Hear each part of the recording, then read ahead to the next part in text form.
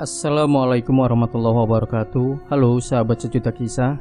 Mudah-mudahan Anda masih selalu setia bersama kami, channel yang setiap hari selalu menyuguhkan cerita-cerita misteri menarik. Dan kali ini kami masih akan melanjutkan sebuah kisah nyata misteri yang berjudul Pembalasan Arwah Wanita Pekerja Komersil Part 4.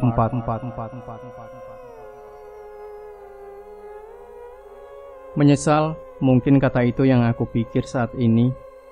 Kenapa aku sampai tidak membahas perkara seperti ini? Bagaimana dan dengan cara apa nantinya kalau aku dan Gama berhasil membawa Kinasih?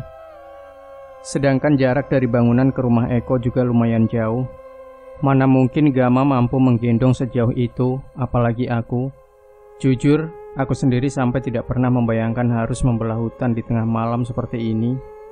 Dan lagi dengan menggendong Kinasih. Oke, aku sejenak menghentikan langkahku sembari mengatur nafas. Kemudian menoleh ke belakang, melihat Gama yang terlihat berpacu dengan nafasnya sendiri dengan Kinasih yang berada dalam gendongannya. Tak lama aku dan Gama semakin jauh dan benar-benar hilang di balik gelapnya hutan, meninggalkan bangunan Belanda yang kini kosong tak berisi jasad Kinasih. Aku sedikit menjaga jarak untuk menghindari bau dari tubuh Kinasih. Walaupun aku juga bisa membayangkan bagaimana perasaan Gama saat menggendongnya. Pasti dia juga tidak nyaman dengan bau yang keluar dari tubuh Kinasih. Sebenarnya aku cukup terganggu dengan suara Kinasih yang terus-menerus ketawa cekikikan.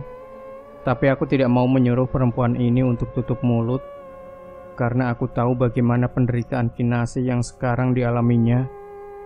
Sambil terus berjalan cepat menuju titik di mana Eko dan Riri menunggu, aku membayangkan betapa tragisnya nasib Kinasih. Keadaannya ketika ditemukan benar-benar tidak bisa diterima oleh akal sehat manusia. Iblis macam apa yang sampai hati melakukan hal sekotor ini? Benar-benar tidak bisa dimaafkan.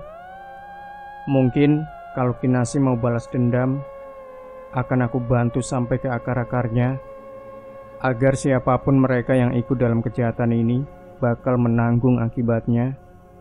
Sembari aku membayangkan, sayup-sayup aku mendengar suara motor dari arah belakang. Aku panik, seketika berteriak ke arah Gama yang sedang berlari di depanku. "Mas Gama, cepetan sedikit, ada suara motor dari belakang." Gama pun menoleh mengangguk mendengar teriakanku, seketika membuatnya mempercepat langkahnya. Deretan pohon demi pohon kami berdua lewati dengan susah payah. Ditambah lagi suasana yang gelap dan suara cekikikan Kinasih yang tak henti keluar dari bibirnya, membuat aku semakin panik jika sampai terdengar oleh orang lain yang mungkin sedang mengejar kami bertiga. Sampai aku melihat ada sebuah pohon yang lebih besar. Aku berteriak sekali lagi, "Mas, sembunyi di balik pohon depan."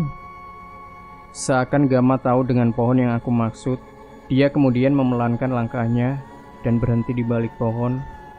Aku bisa mendengar nafas Gama yang terengah-engah yang sedang duduk bersender di pohon. Tampaknya dia benar-benar kehabisan nafas. Bahkan nafas Kinasih pun bisa aku dengar. Tapi tunggu, tiba-tiba aku sadar akan sesuatu. Aku mengedarkan pandanganku ke sekeliling, menelisik dari balik gelapnya hutan. Yang awalnya aku tadi mendengar ada suara motor, kali ini sepi dan hening. Apakah aku sudah berlari jauh sampai suara motor sudah tak aku dengar? Sepertinya benar, aku dan Gama sudah jauh masuk ke dalam hutan. Aku memandang Gama yang nampaknya masih belum mengerti apa yang terjadi. "Kenapa, Las?" tanya Gama heran dan penasaran. "Mas, bukannya ini kita sudah jauh ya larinya? Kok Mbak Riri dan Mas Eko belum kelihatan?" Sekarang Gama yang ikut-ikutan memandangku dan ke sekeliling. Aku berusaha mengingat-ingat di mana titik terakhir aku meninggalkan Riri dan Eko. Apakah aku sudah melewatinya atau memang masih jauh? Tapi sepertinya sia-sia. Di dalam hutan ini aku melihatnya sama. Di setiap sudut hutan tampak sama, tak ada bedanya. Hanya deretan pohon-pohon menjulang tinggi dan keremangan malam serta tawa Kinasih yang menambah parah keadaan mentalku. "Terus gimana, Las?" tanya Gama yang mulai panik dengan nafasnya yang masih terengah-engah. Aku tak mampu menjawab Pikiranku sudah kalang kabut. Aku merasakan diriku sendiri hilang. Tenaga yang aku miliki benar-benar sudah di ambang batas. Dan tanpa bisa dicegah lagi, lututku mulai melemah, jatuh terduduk di tanah. Hingga tanpa ku sadari, tubuh Gama tiba-tiba saja roboh ke tanah. Mas Gama, Mas, jangan pingsan dulu. Jangan tinggalin aku di tengah hutan seperti ini. Aku spontan langsung menampar pipi Gama, berusaha agar Gama sadar. Tapi sedikit membantu, kesadaran Gama perlahan kembali. Dia kemudian duduk dan menyandarkan tubuhnya di samping Kinasi. Lemah. Kalimat pertama yang meluncur yang sesungguhnya tidak aku dan Gama harapkan terucap dari mulut Kinasi, membuatku dan Gama seketika menoleh ke arahnya. Las, kita lanjut lagi. Jangan lama-lama di sini. Takut kalau penjaga yang tadi menyusul. Ucap Gama sembari berdiri dengan bertumpu pada batang pohon yang ada di dekatnya. Yakin Mas, tenagamu sudah pulih? Jawabku balik bertanya. Aman, nanti gantian kamu kalau aku sudah pingsan. Sahut Gama sedikit bercanda. Bisa saja kamu Mas. Kinasi dipegang terus Mas. Nanti kalau sampai kabur, bisa tambah rumit keadaannya. Aku mendongakkan kepala berujar sambil menatap Gama yang wajahnya kini tampak begitu masam. Setelah Gama kembali menggendong tubuh Kinasi, aku kemudian mempersilahkan Gama untuk jalan terlebih dulu. Hingga tak sampai lebih dari 10 langkah, aku dan Gama berhenti bersamaan. Bukan karena bingung jalannya, melainkan satu suara yang berasal dari arah belakang mengejutkan kita berdua. Mbak, memang kalian tahu jalan pulangnya? Aku menoleh ke belakang. Di sana sosok lelaki sedang berdiri dan memandang ke arahku. Ke arahku dan Gama sedang tertegun. Itu Mas Eko. Benar-benar Mas Eko. Dia kemudian berjalan mendekat ke arahku dan Gama. Astaga. Desis Gama dengan senyum merekah sembari berjalan mendekat di sampingku. Perasaan kaget dan lega bercampur jadi satu. Apalagi aku yang tak hentinya mengucap syukur setelah melihat Mas Eko muncul dari arah belakang sana. Tapi sedetik kemudian, kelegaanku berubah menjadi kejanggalan. Bagaimana tidak, yang awalnya Mas Eko tadi bersama Riri, kini dia hanya sendiri. Lantas di mana Riri sekarang? Loh, Mbak Riri di mana Mas? Tanyaku heran. Riri balik ke rumah. Jawab Eko sambil memperhatikan Gama dengan pandangan yang berbeda, seperti mengintimidasi. Riri balik ke rumah? Enggak mungkin dia punya pikiran begitu. Batinku mulai berkecamuk. Seakan-akan Eko tahu apa yang mengganggu di benakku. Dia kemudian memandangku tajam. Sebelum satu kalimat meluncur mencoba menenangkan. Iya Mbak, Riri balik ke rumah karena saya suruh untuk menemani istriku, ujar Eko sambil berlalu. Seakan-akan dia tahu apa yang sedang mengganggu batinku. Aku mengalihkan pandanganku ke arah Gama kemudian Kinasi. Kenapa dia tiba-tiba saja terdiam, bahkan wajahnya menunduk di belakang kepala Gama. Sepertinya Kinasi melihat ada sesuatu yang janggal sedang terjadi. Gama sepertinya juga menyadari akan kejanggalan kali ini. Terlihat dari cara Gama memperhatikan Eko, pandangannya sekarang tajam, seolah sedang menerawang. Bahkan aku yang melihatnya pun mulai merasa ketakutan. Terjadi hening sejenak. Aku, Gama, dan Eko kami saling diam sebelum terpecah oleh suara perintah dari Eko terucap dari bibirnya. Ayo cepat, kita lewat sini, ujar Eko yang langsung berjalan maju ke depan, membawa aku dan Gama berjalan di belakangnya, masuk ke sisi hutan yang jauh lebih dalam. Kami yang berjalan beriringan terus melangkah menembus malam dengan gelapnya hutan.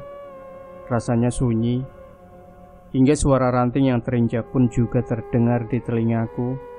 Aku yang berada di barisan paling belakang menatap tajam ke arah depan. Tepat di tengah, Gama tampak mulai kewalahan dengan nafasnya sendiri karena terus berjalan sambil menggendong Kinasi. Sedangkan Eko yang berada paling depan tak sekalipun menoleh ke belakang. Itu yang membuatku semakin kesini mulai merasakan kejanggalan. Bahkan Eko hanya sesekali menjawab pertanyaan ketika aku atau Gama mengajaknya bicara. Kali ini aku mulai merasa curiga. Perasaanku terus-menerus berkata bahwa ada yang tidak beres sedang terjadi. Mulai dari kemunculan Eko sendirian sampai jalur yang aku lewati sebelumnya tampak berbeda. Mas, apa nggak salah jalan? Harusnya kita belok ya? Kok ini malah lurus? Gama yang mulai curiga mulai memberanikan bertanya, tapi bukan jawaban yang mengenakan diterima, melainkan sebuah ejekan terucap dari bibir Eko tanpa menoleh. Mau kemana mas? Mbok jangan sok tahu sampean. Aku yang juga mulai tersusupi rasa curiga ikut membela Gama. Loh iya mas, bukannya tadi kita harus belok ya? Ini kok malah lurus? Apa ini jalan pintas? Namun Eko tak menjawab. Dia terus berjalan semakin masuk ke dalam hutan yang membuat semuanya terasa semakin janggal. Kecemasan dan keresahan yang sudah aku coba pendam kembali menyeruak dan mengganggu pikiran. Kenapa perjalanan ini jadi terasa begitu lama? Bukankah sekarang harusnya kami sudah sampai di rumah Eko? Tapi sejauh mataku memandang dan menelisik dalam kegelapan malam, hanya tampak jalan setapak yang seakan tak berujung. Tak hanya itu saja, aku juga merasakan ada yang aneh dengan Kinasih. Jika diperhatikan dari belakang, perempuan ini benar-benar berubah sejak kedatangan Eko. Yang awalnya Kinasih selalu berisik dengan tawa cekikikannya, kini dia lebih banyak diam. Seakan apa yang ada di depannya adalah sebuah ancaman yang besar. Karena perasaanku yang semakin tak karuan, aku mempercepat langkahku untuk mendekat ke arah Eko di depan. Aku ingin memastikan kembali. Setidaknya aku ingin bertanya kepada Eko tentang jalur yang kami lewati ini adalah benar. Namun, baru 5 langkah aku jalan ke depan, Eko kemudian berbelok ke arah tempat yang berbeda lagi. Kali ini ada di hadapanku ada sebuah pelataran luas. Kenapa aku semakin menjauh dari lokasi? Mas, Mbak, ayo cepat, seru Eko sembari berbalik. Tapi kenapa suara Eko mendadak berubah menjadi suara berat? Jelas banget aku mendengar kalau suara yang keluar dari bibir Eko itu bukanlah suara Eko yang baru beberapa jam yang lalu aku kenal. Aku yakin dia bukan Mas Eko, benar-benar bukan Mas Eko. Kesadaran yang tiba-tiba itu muncul membuatku tersentak dan tertegun, sekaligus membuatku ketakutan setengah mati. Apalagi entah kenapa mendadak kakiku rasanya kebas. Aku tak mampu merasakan kakiku lagi, dan aku mencoba untuk menunduk untuk melihat ke bawah. Sepasang kakiku masih tetap berfungsi normal. Akan tetapi, aku tak lagi memiliki kuasa atas langkahku sendiri. Kedua kakiku berayun maju, bukan lagi atas kehendakku. Seakan ada sesuatu yang lain yang membuat bergerak dengan sendirinya. Aku panik, aku berteriak memanggil Gama untuk meminta bantuan. Tapi lidahku keluh, bibirku beku seperti terpaku. Teriakanku seperti tertahan di tenggorokan dengan cara yang tak bisa dinalar akal sehat. Sekuat aku berteriak, seperti terdengar di dalam kepalaku sendiri. Aku kemudian mengarahkan pandanganku kembali ke depan, dan di sana aku menemukan Gama seperti sudah kehilangan kesadaran. Nafasnya yang tadi terdengar ngos-ngosan kini tampak tenang. Tapi anehnya, Gama tetap berjalan sambil menggendong Kinasih yang sekarang terlihat lebih panik daripada aku. Dan di titik inilah aku merasakan semakin ngeri. Apalagi ketika aku mengetahui bahwa jalan yang aku lalui ini ternyata memiliki ujung. Dan di sana, di paling ujung, aku melihat ada sebuah bangunan, tempat bangunan yang tak asing buatku. Namun semakin aku dan Gama berjalan maju semakin mendekat, kali ini aku baru sadar jika bangunan itu adalah rumah awal aku dan Gama membawa Kinasih. Tapi tunggu, aku menemukan satu keanehan lagi. Ketika kakiku melewati gerbang besi, semuanya menjadi tak lagi masuk akal. Apapun yang ada di balik pagar itu tak seharusnya ada di sini. Sebuah pendopo berbentuk persegi yang luasnya tak kurang dari 10 kali 10 meter persegi, berdiri tepat di depan bangunan Belanda. Di setiap pilarnya terdapat kain hitam yang menutupi. Apalagi ketika aku semakin mendekat, aroma kemenyan bercampur bunga setaman membaur menjadi satu dengan sapuan angin yang menerpa wajahku. Sesaat ketika aku mengedarkan pandanganku, aku juga membaui aroma yang sangat menusuk di hidungku. Aroma ini seperti aroma amis darah. Tapi karena keadaan masih gelap, aku belum bisa menebak arahnya dari mana bau amis itu. Logikaku mulai tersiksa. Apa yang sebenarnya aku lihat? Bagaimana ada pendopo berdiri di depan bangunan ini? Ketika kakiku memaksa melangkah maju, berjalan masuk lebih dalam mengikuti langkah Eko dan Gama, aku menemukan jawaban dari mana sumber bebauan itu. Tepat di tengah pendopo, atau sosok lelaki sedang duduk bersila membelakangi, terlihat kepulan asap membubung tinggi tepat di hadapannya. Namun lelaki itu tak sendiri. Masih di tempat yang sama posisinya, di sebelah kiri lelaki sedang bersila. Entah makhluk apa, yang jelas sosok itu mempunyai tanduk. Dia sedang duduk dengan sesuatu yang ada di depannya. Aku belum bisa melihat dengan jelas karena kondisinya memang masih gelap. Tapi tampaknya tak hanya itu saja keanehan yang aku tangkap. Di belakang lelaki itu yang seakan menjadi titik pusat, tergeletak sosok perempuan tanpa busana di atas sebuah tampah bambu dengan sesajen yang ditaruh di sampingnya. "Gama, berhenti. Sadar, Mas." Kalimat itu berkali-kali aku teriakan, tapi sia-sia. Karena pada kenyataannya, peringatan itu tak pernah keluar dari mulutku.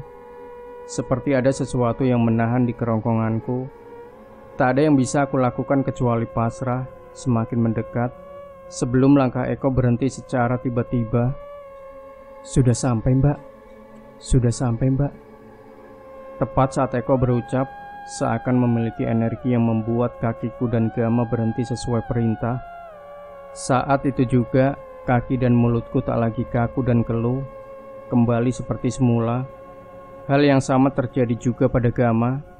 Tubuhnya seketika ambruk ke tanah bersama Kinasih yang ada di gendongannya. "Mas Gama." Hal pertama yang aku lakukan berteriak memanggil Gama sambil merangkak mendekat ke arah Gama terduduk. "Mas, ini kita di mana? Kok tiba-tiba ada pendopo? Dan itu, kenapa kita balik lagi di bangunan ini?" Suara Gama terdengar lemas, tapi aku tak punya waktu untuk memberinya penjelasan tentang apa yang telah terjadi.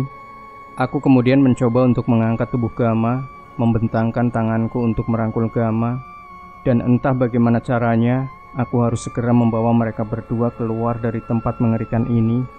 Tapi belum juga aku berhasil mengangkat tubuh Gama, tubuh Kinasih tiba-tiba saja bangkit dan berdiri. Seperti ada energi lain yang mampu mengangkat tubuhnya. Seketika Kinasih menjerit keras dan matanya melotot ke depan dengan cara yang menakutkan. Aku dan Gama secara bersamaan terkejut dan ikut bangkit. Aku kemudian menatap ke arah tatapan Kinasih. Di sana, tepat di posisi Eko berdiri, Eko sudah berubah menjadi sosok yang aku lihat ada di dalam pendopo tadi.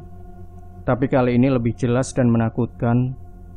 Tubuhnya tinggi berbulu tipis, dengan tanduk menjulang tinggi di kepalanya. Tubuhnya dibalut dengan pakaian bombor serba hitam. Tangannya panjang dan kukunya runcing. Sosok itu menatap tajam ke arahku dan Gama sedang berdiri. "Sini, Nduk." Makhluk itu memanggil Kinasih, suaranya berat dan tebal. Namun, ketika sosok itu memanggil Kinasih, seketika membuat Kinasih terhenti menjerit dan berjalan gontai mendekat.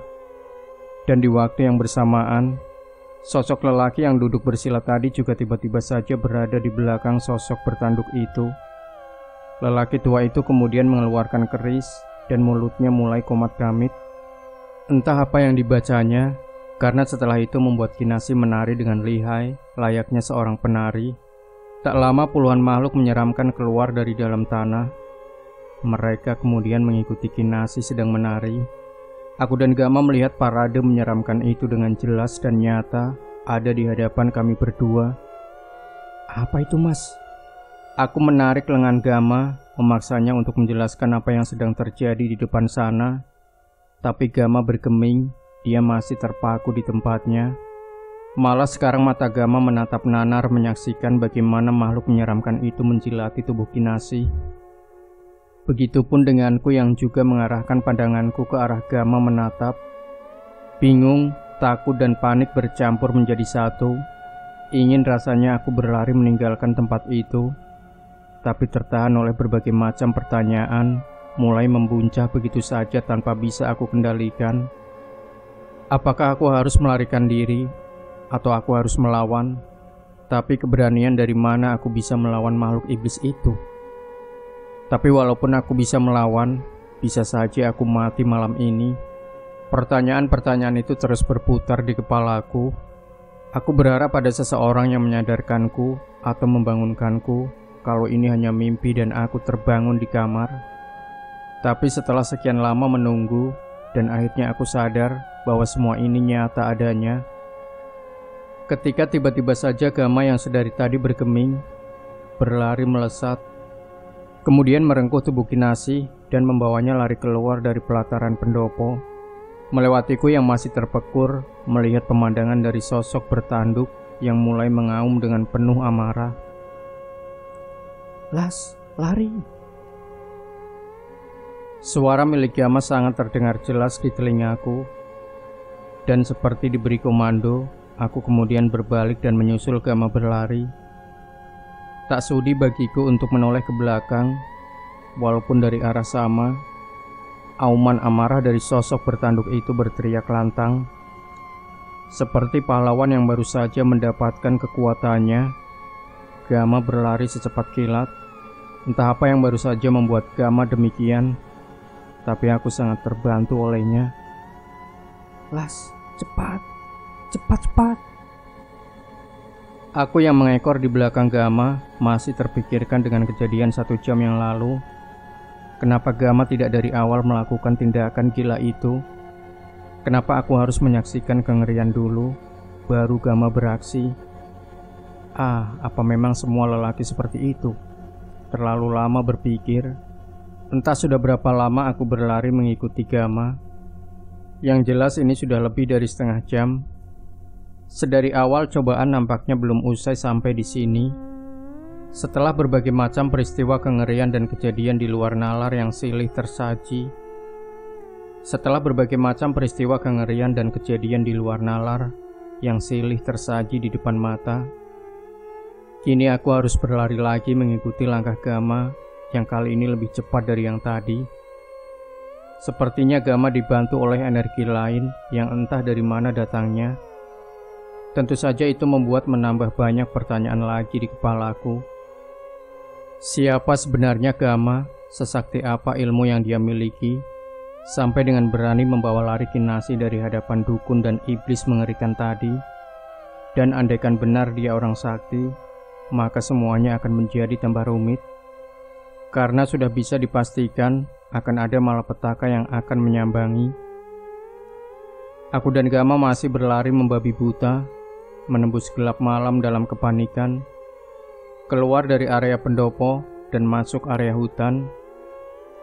Beberapa kali aku menemui jalur naik dan turun, melewati pohon demi pohon yang kadang menghalangi. Bahkan terhitung beberapa kali aku harus terjatuh dan terguling ke tanah karena kakiku menabrak akar pohon yang mencuat keluar. Benar-benar seperti diburu oleh waktu. Aku dan Gama terus masuk jauh lebih dalam. Aku saja sampai heran dengan diriku sendiri. Bagaimana bisa aku masih punya energi yang begitu besar setelah apa yang aku lalui sepanjang malam ini? Proses penyelamatan yang awalnya aku pikir akan berjalan dengan lancar tanpa kendala, ternyata menjadi sedemikian kacau dan berantakan. Aku yang terpisah dengan Riri dan Mas Eko yang sekarang entah di mana keberadaannya, dan terjebak di tempat yang tak akan pernah aku kunjungi lagi seumur hidup. Berhadapan dengan makhluk tak masuk akal yang nyaris membuatku menyerah dan meninggalkan Kinasi dan Gama di sana. Hingga seberkas harapan yang tak terduga kembali muncul. Gama yang awalnya aku kira orang biasa, kini yang sedang menggendong dan berlari dengan begitu kencang dan penuh keyakinan. Tampak sekali bahwa Gama benar-benar menjadi penyelamat hidup bagiku. Sampai di titik di mana Gama menghentikan langkahnya secara mendadak, aku yang tepat di belakangnya pun sampai menabraknya. Bruh! Aku terjatuh tepat di belakang Gama. Aduh mas, kalau berhenti jangan mendadak kenapa? Sakit nih. Gama mengarahkan telapak tangannya ke arahku dengan wajah yang memerah dan deru nafas yang ngos-ngosan. Maaf Las, kita istirahat sebentar, aku capek. Aku mengangguk setuju karena aku pun juga sama merasakan demikian. Tentu dalam kondisi seperti ini adalah kesempatanku untuk memberondong banyak pertanyaan yang sempat terjeda beberapa saat. Aku penasaran, kemudian mendekat ke tempat Gama terduduk. Mas, jelasin dulu, kenapa tiba-tiba kamu berani melakukan hal gila tadi? Apa Mas Gama orang sakti? Kalau sakti, kenapa tadi tidak melawan dukun dan makhluk bertanduk tadi? Sejenak Gama terdiam. Dia mengatur nafasnya terlebih dahulu sebelum menatapku tajam. Aku merasa terdesak tadi Las. Kemudian ingat dengan kata-kata kakekku. Tiba-tiba saja ada energi lain yang membuatku berani. Dan tahu kan tadi seperti apa? Untung Kinasi gak sadar. Kalau sadar dan berontak, bisa kacau tadi Las, sambung Gama. Tiba-tiba Gama yang sudah berdiri sambil menggendong Kinasi menarik tubuhku ke balik pohon yang ada di sekitar. Aku penasaran, aku edarkan pandanganku ke sekitar. Tak ada apapun dan siapapun. Namun Gama kemudian memberi isyarat dengan jari telunjuknya untuk tidak bersuara. Diam Las, ada yang datang, bisik Gama. Seketika aku terdiam sembari mataku menelisik. Dari kejauhan aku mulai melihat samar-samar ada seseorang yang akan mendekat. Terdengar dari injakan ranting dan dedaunan. Tapi sialnya, mereka ada 2 orang, tampak sedang berbincang. Jarak mereka semakin dekat, mungkin sekitar 10 langkah dengan tempatku sedang bersembunyi. Hingga akhirnya mereka berdua berhenti. Kini terlihat mereka berdua memakai jaket warna hitam dengan celana panjang warna coklat. Kepala mereka ditutupi dengan kupluk. Yang satu terlihat lebih tua daripada yang lebih pendek darinya. Samar-samar aku mendengar obrolannya. Mas, katanya orang-orang kalau tempat ini angker loh. Ada yang bilang kalau yang masuk ke sini gak bakal bisa balik mas. Terus katanya lagi ada penunggu yang menyeramkan juga, ucap lelaki yang lebih pendek dan paling muda. Tampaknya lelaki yang lebih tua itu tidak terlalu senang dengan pernyataan temannya tersebut. Ia kemudian mengacungkan goloknya yang ia genggam di tangan kanannya. Berisik kamu John, bisa diam gak? Daripada cerewet ngomongin setan, mending cepat cari 2 bocah tadi. Daripada kita dicincang sama Mbah Dukun, jawab lelaki yang lebih tua. Dia kemudian mendorong temannya. Tiba-tiba saja Kinasi tertawa. Kali ini tawanya sedikit lebih seram daripada yang tadi. Sontak membuat 2 lelaki itu yang hendak berjalan lebih dekat ke arahku dan Gama menghentikan langkahnya. Mereka saling pandang, entah mereka ketakutan atau malah penasaran. Kinasi tertawa lagi. Kali ini tawanya ngikik seperti kuda perempuan. Mas, suara apa itu? Itu manusia apa bukan? Celetuk lelaki yang lebih tua sembari mengarahkan goloknya ke depan. Sekali lagi Kinasi tertawa lebih panjang, yang setelahnya membuat mereka berteriak dan berlari tunggang langgang menjauh. Aku menghela nafas panjang lega. Ternyata tawa Kinasi ada gunanya juga, gumamku. Kemudian Gama bangkit membawa Kinasi dalam gendongannya, sedangkan aku masih terpaku di tempat, menatap kosong ke arah 2 lelaki yang kian menjauh, kemudian menghilang dari pandanganku di gelapnya hutan. Las, panggil Gama yang sudah berjalan lebih dulu. Aku mengangguk dan menyusul Gama di belakang. Tak lama setelah aku dan Gama berjalan menyusuri jalanan setapak lagi, yang kali ini aku sangat yakin kalau jalan ini menuju ke arah Eko dan Riri menunggu. Bagai menatap terbitnya sang fajar, tepat di depan sana, aku melihat Riri dan Eko sedang terduduk bersender di batu. Mbak Riri, Mas Eko. Aku berteriak memanggil nama mereka. Seketika itu juga mereka menoleh dan bangkit, berlari menghampiriku dan Gama. Wajah-wajah berbinar dan senyum terkembang sangat jelas terlihat ketika Riri dan Eko menghampiriku. Gama, Lastri. Riri yang pertama kali menyahut, bahkan kali ini tak segan-segan dia memelukku begitu erat. Sepertinya Riri sangat khawatir dengan keadaanku dan Gama. Dan untung saja kami selamat dalam misi penyelamatan ini. Las, Gam, coba deh lihat wajah kalian. Lusuh, pucat, berantakan banget kalian. Celetuk Riri sesaat setelah memelukku. Aku menoleh ke arah Gama. Mukamu, Mas. Mukamu juga sama, Las. Sama-sama berantakan. Di akhir cerita, aku dan Gama semuanya selamat, semuanya baik-baik saja. Dan terlebih penyelamatan ini menurutku sudah berakhir. Semuanya terasa lebih dari cukup untuk kami berempat. Tanpa membuang waktu, kami kemudian menuju rumah Mas Eko. Mas Eko, tolongin saya dulu, ujar Gama yang terlihat kewalahan menggendong Kinasi. Iya Mas, saya sampai lupa kalau sampean masih di sini. Sahut Eko dengan candaannya, berharap suasana sedikit mencair. Eko kemudian menarik perempuan yang digendong Gama dengan lembut, merengkuhnya dan menggendongnya. Namun, sebelum Eko menggendong Kinasi, satu ucapan terlontar dari bibirnya membuat suasana kembali menegang.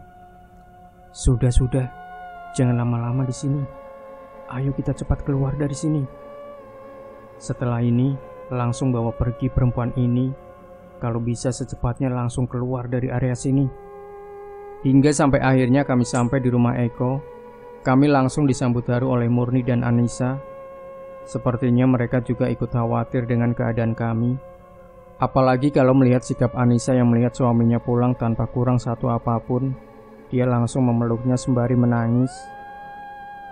Sesampainya kami di halaman rumahnya Eko, saat itu juga Eko memberi perintah untuk segera meninggalkan rumahnya.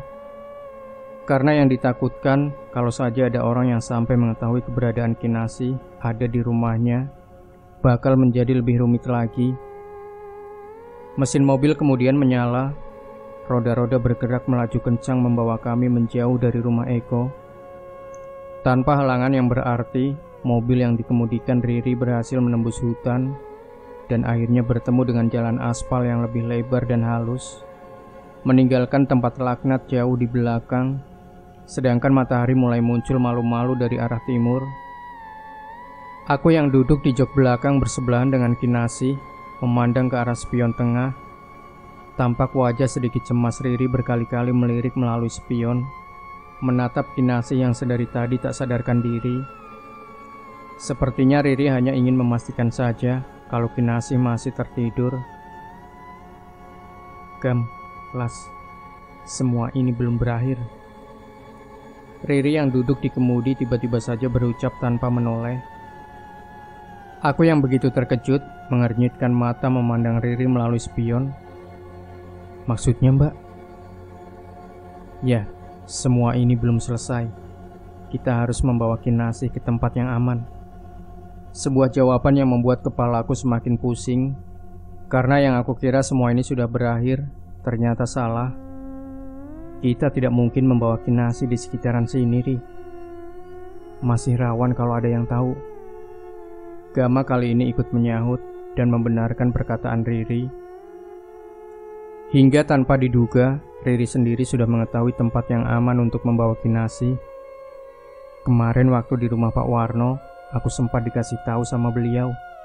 Pak Warno menyarankan untuk membawa ke rumahnya Lek Bimo, saudaranya Pak Warno. Tukas Riri sambil menyebut nama seseorang dan desa, sebuah desa yang memaksa kami untuk pergi jauh ke barat. Nah, sahabat sejuta kisah, bagaimanakah kelanjutan dari sebuah kisah misteri yang berjudul Pembalasan Arwah Wanita Pekerja Komersil 45? Pastikan Anda tidak melewatkannya, dan jangan lupa berikan komentar Anda, like, share video ini, subscribe channel Sejuta Kisah, dan kembali nantikan cerita-cerita misteri terbaru dari kami. Wassalamualaikum warahmatullahi wabarakatuh.